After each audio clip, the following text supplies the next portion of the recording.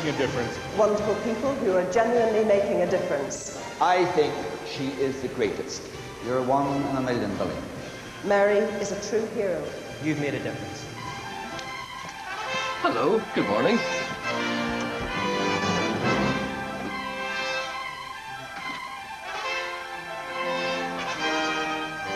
Gerry, I have a problem. Good. See, Daniel dumped his girlfriend. That's a surprise, isn't it? It's good to take a cow for a walk every now and again. It shows it. Did you love it? Any spare wound we have, we'll send him down to your hut. Hello, good morning, John. Gerry. Yes. John from Bangor here. Yes. Your roving correspondent. Oh, good. Yes, we haven't heard from you for some time. Yes, well, now, listen to tell you, I've something to put to the people, to the public at large. Excellent. And it's about, do you know the way the police are handing out penalty points and all the rest of it for bad driving? The swine. They're on it every day. Exactly. Well, listen, do you not feel that if the police rewarded us for good driving? Do you know at school, for example, you were given a wee star if you were good? So tell me, what do you remember doing at school? Did you use slates and quill pens when you were there? No, they used to have inkwells. Right. And your nib? And they used to be filled up every day. Uh-huh. That's right. They still do that, you know, in some schools. Do they? Yeah. I didn't think that still applied, Joe. No, they've kind of stopped it now because the ink gets on your computer pad. Well, tell me about the little star you got at school. If you had your 4 sums and your 10 spellings right, you got a star. You have a great memory. This child, he means the world to me. It's no more enchanted. A child can take his place of room magically enhance it. I see him in the golden room with the book of life before him. Strange instruments upon his chest, with a crystal glow inside him. He's your wonder child, and my dreams come true. The search of your life, I see him now flying over the universe. Two of the earliest problems I had in childhood were about education. The first was trying to pass the 11 plus so that I would be eligible for grammar school. The second problem was avoiding going to grammar school because I had passed the 11 plus.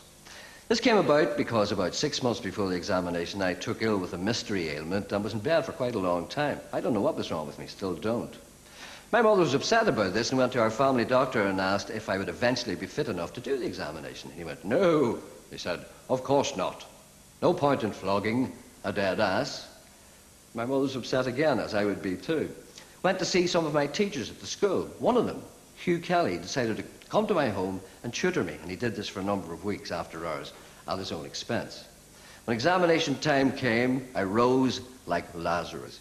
I rose and passed the examination, as they say, with flying colours. Thanks to Hugh Kelly, I was academically ahead of all the other schoolmates. Because I was confined to bed, I had nothing else to do but study. They were wasting valuable time doing stupid things like climbing trees and kissing girls and picking gooseberries, spitting on the pavement and shouting rude things at pensioners. Thanks to Hugh Kelly, I was given the opportunity to attend a venerable seat of learning, St. Columb's College, produced 2 Nobel Prize winners, Seamus Heaney and John Hume. Were you one of those unfortunate or fortunate people who happened to do the 11 plus? Yes, I did.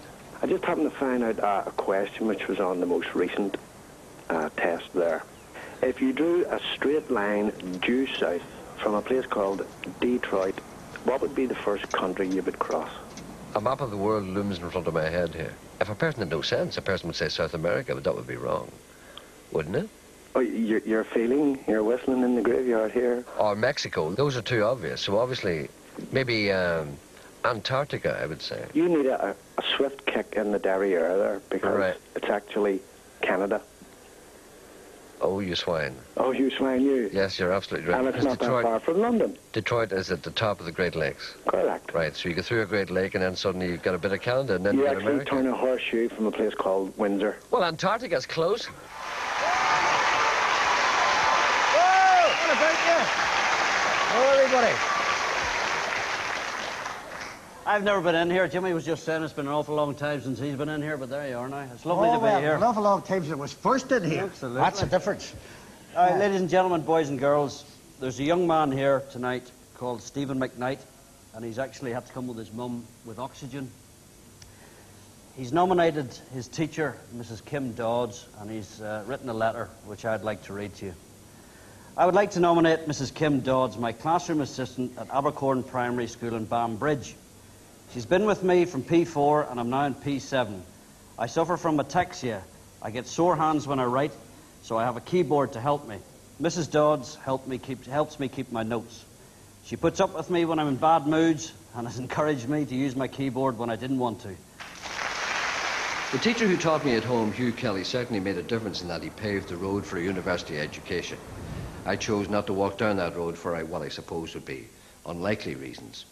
My two older brothers had gone to St. Columb's College, and during their first year they had to leave because of separate, unrelated accidents which left them impossibly behind in their studies. Being stupid, I unreasonably associated St. Columb's College with pain, uncertainty, and injury. So, independently, I decided to approach the Irish Christian Brothers in Derry to see if I could enroll in their technical school.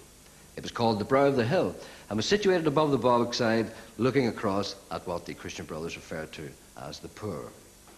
I walked up the long leafy lane and with a tiny clenched fist rapped on the great wooden door. A big brother answered, asked who I was and what was I doing here. I blurted it all out. I want to go to your school. I want to do woodwork, which was rubbish, of course. I had no intention of doing woodwork and I'd never done it before in my life. I got laugh at you saying about in school and how well you done and if you were good you get rewarded.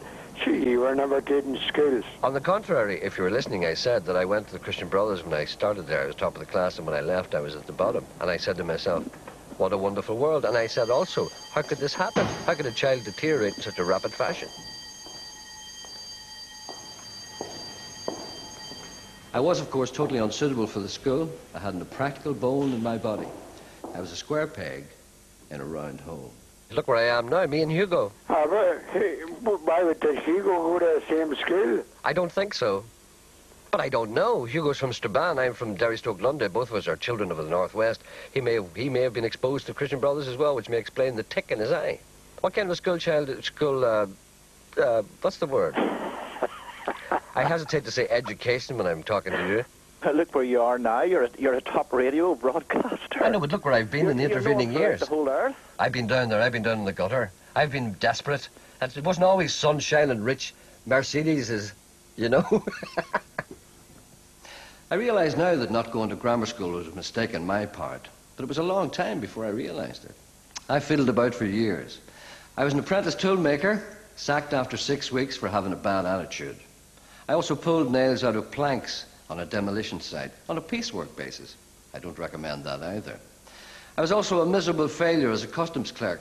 I used to send boats out to Buenos Aires and Valparaiso laden with all kinds of things without telling the customs officers. They'd be very upset. They used to say to me, it could be full of arms or cocaine or diamonds or anything. I used to say, oh, really? What I used to do when the boats came in, I used to have to be there to greet it. And also I used to go down there at all kinds of hours at night to make sure that everything was okay. And more than once, I was met in the corridor by a scantily clad woman who said, don't be saying you saw me here. But we won't go into that. No, that's for another day. But I was actually offered a job as a cabin boy on a Swedish ship which was going to Rio de Janeiro. Yes. But I didn't like the look in the captain's eye. I also lost a Swedish sailor. He missed his boat by about 10 minutes and it was my task to make sure he got on it. There was a pilot station 16 miles up the river. He could be reunited by getting on the pilot boat. That was no problem. I went with him. But it takes a boat a long time to do 16 miles. I got fed up, so I said to the guys there, I should make sure he gets on. I'm off home. Well, it turned out that he ran away, went to a pub, got drunk, and terrorized an entire village, and it took 6 guards to pin him down and throw him in jail. Of course, it was all my fault. This is my last year at primary school, and I'd like Mrs. Dodds to know that I appreciate everything she's done for me. I couldn't have coped with school if I hadn't had her. I'd like to say thank you, Mrs. Dodds, for putting up with me. Now, I do think that Mrs. Kim Dodds, you've made a difference to this young man's life. Thank you very much.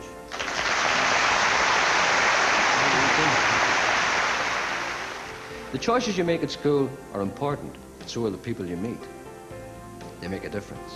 You make a difference.